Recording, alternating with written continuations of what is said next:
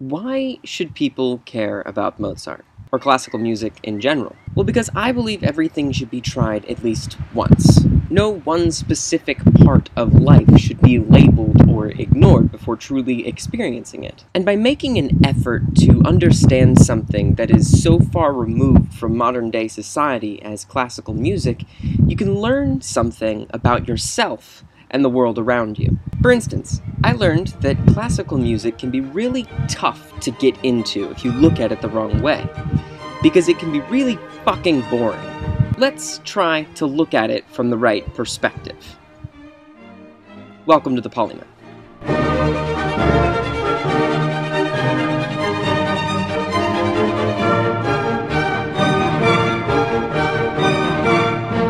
Here, in what is regarded as his most accurate depiction, is Johannes Chrysostomus Wolfgangus Theophilus Mozart, or Wolfgang Amadeus Mozart for short, or WHAM for shorter.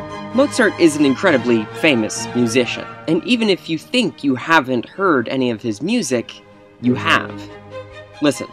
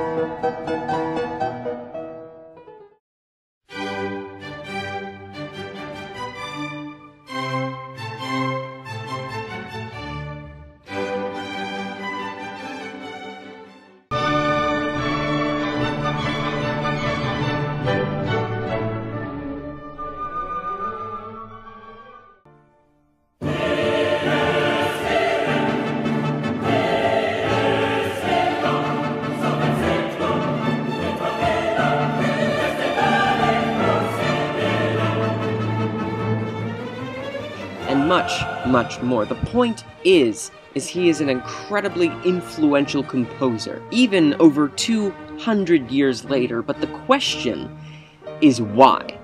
Now, this is a question that people who know way more than I do have pondered for longer than I have been alive, and I don't have the hubris to proclaim to know why, but I can tell you why I find him fascinating. Every single one of his 600 or so compositions is done with the finest combination of intention and effortlessness. And despite all of that, he was never satisfied. He always continued to strive to be better.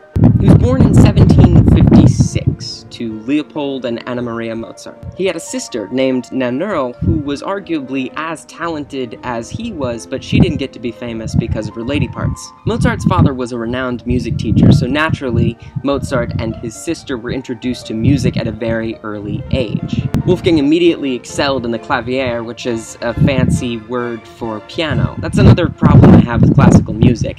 It's always hidden behind these fancy words to make it inaccessible. But anyway, he excelled in playing the piano and the violin.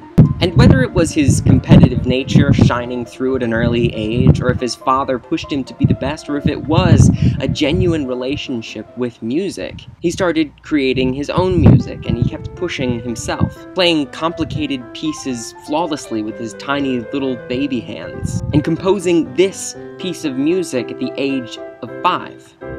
And he didn't stop there.